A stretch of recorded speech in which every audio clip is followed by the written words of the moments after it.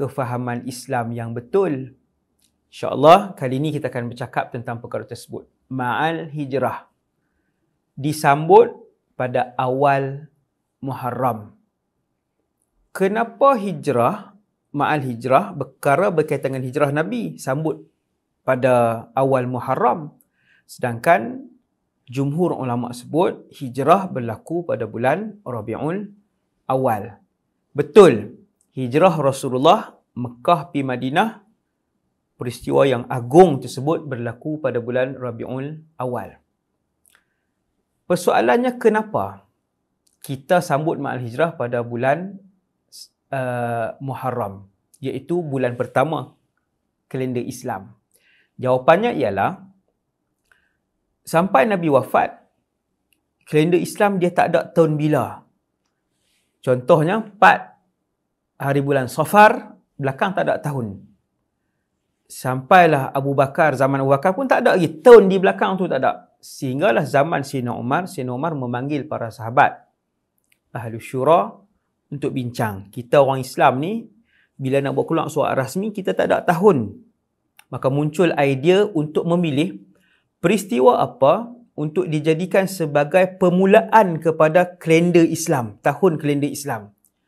Ada sahabat cadangkan kelahiran Nabi, ada sahabat cadangkan perutusan Muhammad sebagai Rasul, ada sahabat cadangkan sekian. Akhirnya, Sayyidina Umar memilih peristiwa hijrah Rasulullah dan umat Islam sebagai satu peristiwa agung untuk penanda kepada bermulanya kalender Islam. Sebab tu hari ini 1444 hijrah. Bermaksud apa? Bermaksud 1444 tahun yang lalu Nabi berhijrah daripada Mekah pi Madinah. Peristiwa hijrah dijadikan sebagai satu peristiwa kayu ukur oleh Sayyidina Umar dan sahabat-sahabat yang besar ketika itu untuk dijadikan tahun pertama umat Islam. Maka kenapa sambut ma'al hijrah dalam bulan Muharram? Jawapannya kerana kalender Islam bermula dengan Muharram. Maka ma'al hijrah itu yang berkaitan dengan tarikh dan tahun kalender umat Islam disambut pada bulan Muharram.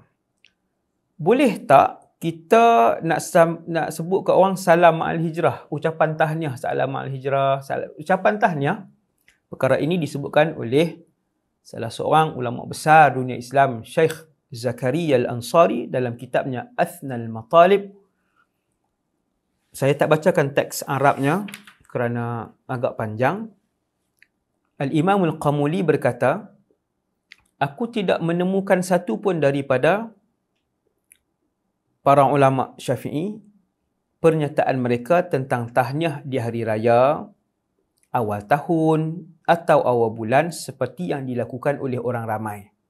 Tetapi Al-Hafiz Al-Munziri menukilkan daripada Al-Hafiz Al-Maqdisi, beliau menjawab tentang itu, bahawa orang ramai berterusan melakukan hak ucapan tadi ni, salam al-hijrah dan sebagainya, tanpa ada pertentangan, dan pendapatku, kata imam ini, adalah mubah, iaitu perbuatan itu harus, tidak sunat dan tidak bid'ah.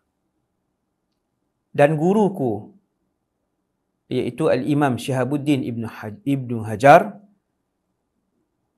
selepas melihat semua hujah, menjawab bahawa itu adalah masyru', iaitu sunat. Kata Al-Imam Ibnu Hajar rahimahullah. Kemudian tuan-tuan sekalian, benda kedua yang kita nak bincang dalam segmen dan rancangan ini ialah, bolehkah kita buat doa awal tahun dengan doa akhir tahun? Doa akhir tahun kita baca pada hari terakhir Zulhijjah. Doa awal tahun kita baca pada malam 1 Muharram itu. Maksudnya pada malam tu lah, esok tu 1 Muharram. Tuan-tuan, okey. Boleh ke tak doa awal tahun dengan doa akhir tahun yang orang pakat buat ni? Kenapa majlis agama, mufti-mufti di Malaysia, para ulama, masyarakat sekian lama buat? bid'ah dan haram ke tidak perbuatan itu? Adakah dia daripada perbuatan agama lain ataupun perbuatan ajaran lain? Maka dijawab oleh ulama Ahlus Sunnah wal Jamaah bahawa boleh melakukan doa awal tahun dan akhir tahun berdasarkan dalil-dalil yang berikut. Nombor satu, dalilnya Allah sebut dalam surah Ghafir ayat 60. A'udzu billahi minasyaitonir rajim. Wa qala rabbukum ud'uni astajib lakum. Maksud surah ayat itu ialah Allah Ta'ala sebut dalil ni umum, berdoalah kepada aku, nescaya akan ku perkenankan bagi kamu. Bagi kamu tu kita semua, umat Rasulullah kesemuanya. Allah arahkan, sarankan kita semua untuk membanyakkan doa kepada Allah.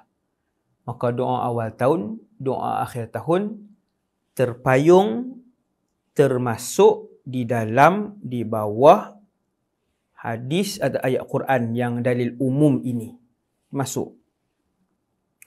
Satu. Yang kedua, dalil yang kedua ialah ada tak dalil khusus yang tu umum Ustaz? Ada tak dalil khusus doa untuk akhir tahun dan awal tahun ni? Jawapan yang dalil umum ini masuk. Satu. Yang kedua, dalil yang kedua ialah ada tak dalil khusus yang tu umum Ustaz? Ada tak dalil khusus doa untuk akhir tahun dan awal tahun ni? Jawapan dia ada. Dalil khusus untuk doa awal tahun dan akhir tahun iaitu satu hadis yang diriwayatkan daripada Talha ibn Ubaidillah. Hadis itu diriwayatkan dalam Ad-Darimi dan juga At-Tirmidzi, dan Al-Imam At-Tirmidzi kata hadis itu hadis hasan. Hadis yang yang boleh dijadikan hujjah iaitu anna Nabiy sallallahu alaihi wasallam kana idza ra'al hilala qal, bahwasanya Nabi kalau nampak anak bulan, awal bulan, 1 hari bulan ke 2 hari bulan Islam, 3 hari bulan Islam, Nabi akan berdoa, Allahumma ahillahu alaina bil yumni wal iman was salamati wal islam rabbi wa rabbukallah. Daripada sini kata para ulama, tiap-tiap awal bulan kita boleh berdoa berdasarkan hadis Nabi tersebut. Jadi ulama qiyaskan apa yang Nabi ajarkan ketika kita nampak anak bulan Ramadan, awal bulan, kita nampak anak bulan Ramadan, kita boleh berdoa dengan doa ni, maka ulama pun qiyas. Ulama menggunakan dalil syar'i yang keempat iaitu qiyas. Maka boleh di mana-mana awal bulan Islam untuk kita berdoa Allahumma ahillahu alaina bil yumni wal iman sampai akhir doa tersebut, maka boleh. Maka doa awal bulan Muharram ke awal bulan apakah terpayung, termasuk dengan dalil kita qiyas daripada apa yang dilakukan oleh Rasulullah sallallahu alaihi wasallam. Jadi bulan Islam 12 bulan tu, Muharram, Safar, Rabiul Awwal, Akhir, ada 12 bulan, mula daripada Muharram habis dengan Zulhijjah, kan? Ada 4 bulan Allah sebut dalam Quran sebagai bulan-bulan haram, iaitu bulan-bulan yang mulia. Ada keberkatannya, ada rahasianya pada bulan-bulan tersebut, iaitu 4 bulan tu apa dia? Bulan Muharram, Rajab, Zulqa'dah dan Zulhijjah. Maka sangat baiklah bila masuk dalam bulan-bulan ini kita memperbanyakkan amal soleh dan ibadah, kerana ia adalah sunnah salafus salih, umat terbaik dengan umat Rasulullah, yang mana mereka menyambut bulan-bulan haram ni dengan membanyakkan dalam bulan haram amal ibadah dan juga dan juga kebaikan. Dengan sebab itu, berdoa juga di awal tahun itu juga terpayung dengan dalil masuknya awal bulan dengan Nabi berdoa tadi ni. Bila masuk awal bulan Nabi berdoa, masuk awal bulan Nabi berdoa, maka termasuklah doa yang kita buat di awal tahun dan di akhir tahun itu juga terpayung di bawah hadis ataupun dalil yang